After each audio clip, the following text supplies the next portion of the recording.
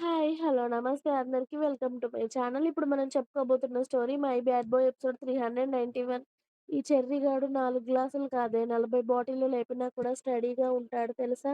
అని చరణ్ సమీర ముందు తెగ పోజ్ కొడుతూ ఉంటే, అయితే ఒకసారి మన బెడ్ దగ్గరికి నడిచి చూపించరా వెధవ అని సమీర అతడిని వదిలేసింది. అంతే ఏంటే నన్నే అనుమానిస్తున్నావా? ఈ చరణ్ గాడిని అనుమానిస్తే కళ్ళు పోతాయి మెంటల్ దాన. చెర్రీ గాడు ఎంత తాగినా స్టాండ్‌గా నిలబడతాడు తెలుసా? అని 2 అడుగులు వేశాడో లేదో, ఊగుతూ 3 అడుగులకు వెళ్లి బెడ్ మీద పడ్డాడు. అక్కడ బెడ్డుంది కాబట్టి సరిపోయింది. లేకపోతే కింద పడి తల పగలగొట్టుకునేవాడే. అంతే సమీర చేతులు కట్టుకొని చరణ్‌ని షార్ప్‌గా చూస్తూ ఉంటే, వామ్మో! ఇదేంటి అంత మెత్తగా ఉంది. కింద పడితే పళ్ళు రాలేవి. దీని ముందు నా పరువంతా పోయేది. అని చరణ్ మళ్ళీ మెల్లిగా లేచి కూర్చొని సమీరాని చూస్తూ ఉంటే, ఇప్పుడు చెప్పరా అని అంది సమీర. నీ చెప్పులు తట్టుకొని పడ్డానే నేను. అయినా నిన్నిక్కడ చెప్పులెవడేసుకోమన్నాడు? బెడ్‌రూమ్‌లో ఎవరైనా చెప్పులు వేసుకుంటారా మెంటల్ మొహందాన? నీ వల్లే నేను పడ్డాను. లేకపోతే స్ట్రెయిట్‌గా నడిచేవాడిని తెలుసా?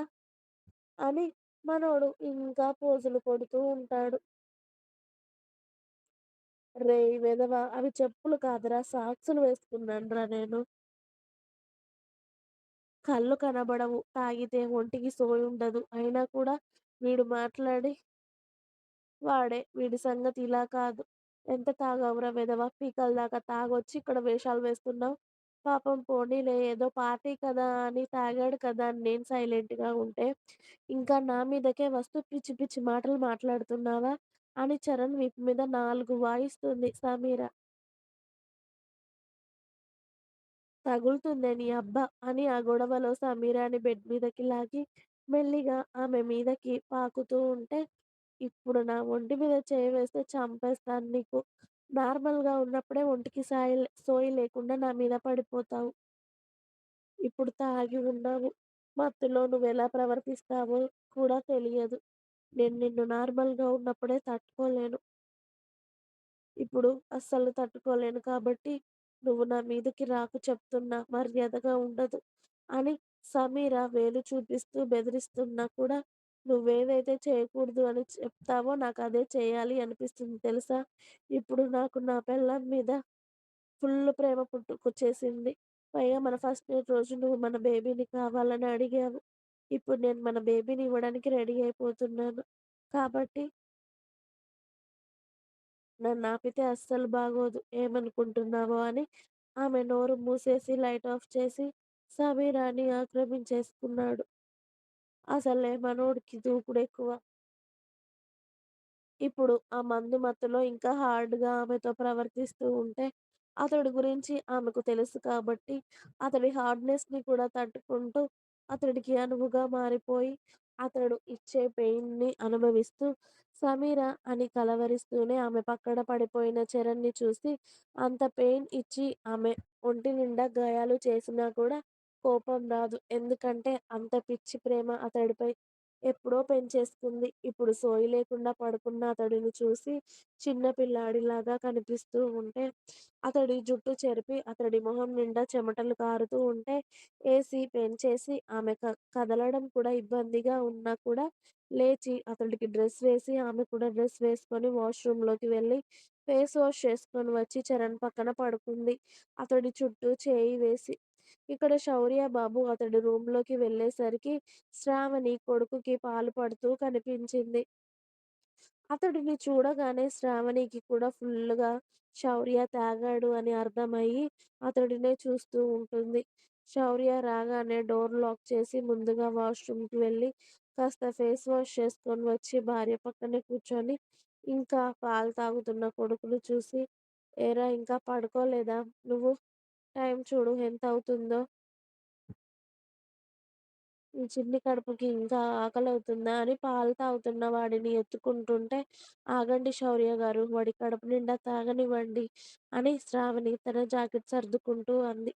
"ఇప్పటివరకు తాగాడు కదే! కాసేపు ఆడుకోనివ్వు నన్ను వాడితో" అని "నువ్వు పడుకోవా ఇంకా? మీ మమ్మీ నేను మాట్లాడుకోవడానికి మాకు టైం ఇవ్వవా?" అని కొడుకుతో మాట్లాడుతూ ఉంటే శ్రావణి శౌర్యని భయంగా చూస్తూ ఉంటుంది. కొంపదీసి ఇప్పుడేమైనా చేస్తారా ఏంటి ఈయన అన్నట్టుగా. కొడుకుతో ఆడుతూనే శౌర్య శ్రావణిని చూస్తూ "నువ్వేంటే అలా చూస్తున్నావు? మాట్లాడుకోవడమే అన్నాను నేను. ఇంకా ఏది అనలేదు. నిన్నేదైనా చేయడానికి కూడా వీడికి 3 నెలలు దాటలేదు కదా! అప్పుడు చెప్తానులే నీ సంగతి కానీ, అప్పటి వరకు ఏదో ముద్దు ముచ్చటతో నాకు సరదా తీర్చుకుంటాను. దానికోసమైనా వీడు పడుకోవాలి కదా! లేకపోతే వాడిని పక్కన వేయగానే చిన్న కుక్క పిల్లలాగా అరుస్తున్నాడు" అని శౌర్య మాట్లాడుతూ ఉంటే ఫుల్లుగా వాడు కడుపు నిండా పాలు తాగనివ్వకుండా వాళ్ళ డ్యాడీ ఎత్తుకోవడంతో చిరాకుగా మొహమంతా ముడుచుకొని మరీ వాళ్ళ డ్యాడీని చూస్తూ ఉంటాడు షర్వాన్ బాబు. శౌర్య గారు ఇప్పటికే వాడు ఇదిగో పాలు తాగనివ్వలేదని ఏడవడానికి రెడీగా ఉన్నాడు. వాడు పాలు తాగాక మీ ముచ్చట్లుంటే ఏమైనా పెట్టుకోండి కానీ, ఇప్పుడే వాడిని అలా ఏడిపిస్తే ఎలా? ఇవ్వండి అని కొడుకు ఏడవక ముందే బాధపడుతూ అడుగుతుంది శ్రావణి. ఏంటే నీకిప్పుడు నాకన్నా వాడే ఎక్కువయ్యాడా? అని మనోడు తాగిన మత్తులో బాగానే మాట్లాడుతూ ఉంటాడు. నాకొకరెక్కువ కాదు, ఒకరు తక్కువ కాదు. మీరిద్దరూ సమానమే కానీ వాడు చిన్నోడు కదా! అందుకే అంటున్నానంతే అని మూతి ముడుచుకొని చెప్పింది శ్రావణి. మీరంతా అంతేలేవే పిల్లలు రాగానే మమ్మల్ని గాలికొదిలేస్తారు. నువ్వు కూడా అలాగే చేస్తున్నావు కదా! నా మీద ప్రేమ తగ్గిపోయిందే నీకు? అని మనోడు భారీ డైలాగ్స్ వేస్తూ ఉన్నాడు. అబ్బా! నా ప్రేమ తగ్గలేదు, ఏమీ అవ్వలేదు. అలాగే ఉందండి అని ఓవైపు కొడుకు ఏడుపుకి శ్రావణి కూడా ఏడుపు మొహం పెడుతుంది. ఇదిగో చూసావేంట్రా అది నా మీద ప్రేముందని చెప్తుంది కానీ, దాని ప్రాణం, ప్రేమ అంతా ఇప్పుడు నీ మీదే ఉందిరా! పుట్టి నెల కూడా అవ్వలేదు. నా పెళ్ళాన్ని మొత్తంగా నీ వైపుగా లాగేసుకున్నావురా వెధవ నువ్వు అని కొడుకుతో గట్టి గట్టిగా మాట్లాడుతూ ఉంటే కొడుకెక్కడ భయపడతాడేమో అని చెప్పి శౌర్య గారు అంది శ్రావణి. ఏంటి శ్రావణి గారు? బాబు ఏడుస్తున్నాడండి. నీ బాబుని నువ్వే తీసుకొని ఇప్పుడు వాడికి పాలు పట్టి 10 నిమిషాల్లో పడుకోబెట్టలేదనుకో కళ్ళజోడు పగులుతుంది. ఏమనుకున్నావో? అని ఆమె కళ్ళజోడుని సెట్ చేస్తూ ముందు వాడిని పడుకోబెట్టు అని మళ్ళీ కొడుకుని భార్య ఒడిలో వేశాడు. వాడికి వెంటనే పాలు పట్టి వాడిని ఊరుకోబెడుతుంది కానీ వాడు పడుకోకుండా కళ్ళు తెరుచుకొని మరి వాళ్ళ మమ్మీనే చూస్తూ ఉంటే "పడుకో నాన్న" అంటుంది శ్రావణి. ఇక తల్లి కొడుకులను వదిలేసి వాళ్ళ పక్కనే పడుకొని 2 చేతులు తల కింద పెట్టుకొని ఒక కాలు మీద ఒక కాలు వేసుకొని ఊపుతూ మరి "ఓయ్! కళ్ళజోడు 10 నిమిషాలు అయ్యింది. పడుకున్నాడా లేదా నీ కొడుకు" అని అడిగాడు శౌర్య.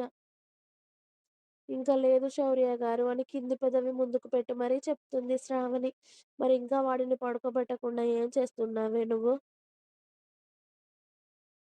"వాడికి పాలు పడుతూ జో కొడుతున్నాను. అయినా వాడు పడుకోకపోతే నేనేం చేయనండి" అంది బుంగమూతి పెట్టుకొని. "నువ్వేం చేస్తావో నాకు తెలియదు. వాడు పడుకోవాలి అంతే. లేకపోతే ఇద్దరి వీపు పగులుతుంది. అర్థమైందా?" అని మరో 10 నిమిషాలు టైం ఇచ్చినా కూడా తల్లి కొడుకుల పొజిషన్‌లో మార్పు లేకపోవడంతో శౌర్య లేచి కొడుకుని ఎత్తుకున్నాడు అంతే. బాబుని బయటికి గాని తీసుకెళ్తాడా అన్న భయంతో "వాడినెక్కడికి తీసుకెళ్తున్నారు శౌర్య గారు" అని అరిచింది శ్రావణి. ఇంకా ఉంది. మీకు నా స్టోరీ నచ్చినట్టయితే ప్లీజ్ నా ఛానెల్‌ని తప్పకుండా సబ్స్క్రైబ్ చేయండి.